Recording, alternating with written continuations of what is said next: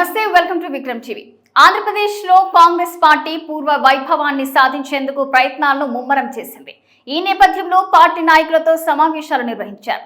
ఎలాంటి కార్యక్రమాలు చేపడితే ప్రజలకు చేరువ అవుతామనే అంశాలను చర్చించారు. ఈ కార్యక్రమానికి ఏపీసీసీ అధ్యక్షురాలు వైఎస్ షర్మిల అధ్యక్షత వహించారు. ఈ సందర్భంగా ఆమె మాట్లాడుతూ తాను రాజకీయాల్లోకి రావడానికి పరిస్థితులే కారణమన్నారు. తన నాన్న ఏర్పాటు చేసిన రెడ్డి కాంగ్రెస్ ను నాడు కాంగ్రెస్ లో విలీనం చేశారు. ఉమ్మడి ఆంధ్రప్రదేశ్ కు సీఎం అయ్యారు. నేను వైఎస్ఆర్ తెలంగాణ పార్టీని కాంగ్రెస్ లో విలీనం చేశాను. అప్పుడు కావాలనుకుంటే రాజ్యసభ తీసుకొని ఉండొచ్చన్నారు. తెలంగాణలో కాంగ్రెస్ అధికారంలోకి వచ్చినందువల్ల నా అవసరం అక్కడ లేదన్నారు. ఆంధ్రప్రదేశ్ లో కాంగ్రెస్ అధికారంలోకి రావాలి, నా అవసరం ఇక్కడ ఉంది, అందుకే పార్టీ ఇచ్చిన బాధ్యతలను చేపట్టానన్నారు. రాహుల్ గాంధీ ప్రధాని కావాలని వైఎస్ఆర్ కోరిక, నాకు ముఖ్యమంత్రి అవ్వాలనే కోరిక లేదు. రాహుల్ ప్రధాని అవ్వాలి, అదే నా లక్ష్యం అన్నారు. రాహుల్ ప్రధాని అయితే రాష్ట్ర విభజన సమస్యలన్నీ నెరవేరుతాయన్నారు.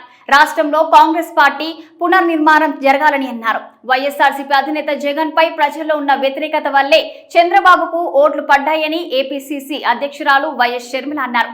కూటమి పార్టీలపై ప్రేమతో ఓట్లు పడలేదని ఆమె చెప్పారు. చంద్రబాబు సీఎంగా వద్దు అనుకున్న ఓటర్లు కూడా 38% మంది ఉన్నారని అన్నారు. కాంగ్రెస్ పార్టీ మనుగడ ఏపీకి ఎంతో అవసరమని షర్మిల చెప్పారు.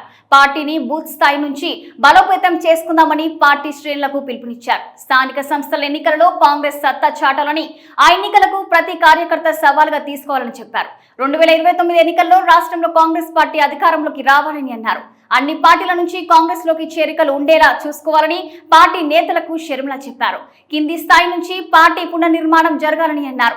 బీజేపీపై చంద్రబాబు జగన్ ఇద్దరు మాట్లాడారని, ఒకరు అధికారికంగా మరొకరు ఆ పార్టీతో లాలుచిపడి పొత్తు పెట్టుకున్నారని ఎద్దేవా చేశారు. రాష్ట్రానికి బీజేపీ చేసిన అన్యాయంపై అక్టోబర్ 2న నిరసన కార్యక్రమం చేపడతామని తెలిపారు. ఇలాంటి మరిన్ని లేటెస్ట్ అప్డేట్స్ కోసం సబ్స్క్రైబ్ టు విక్రమ్ టీవీ.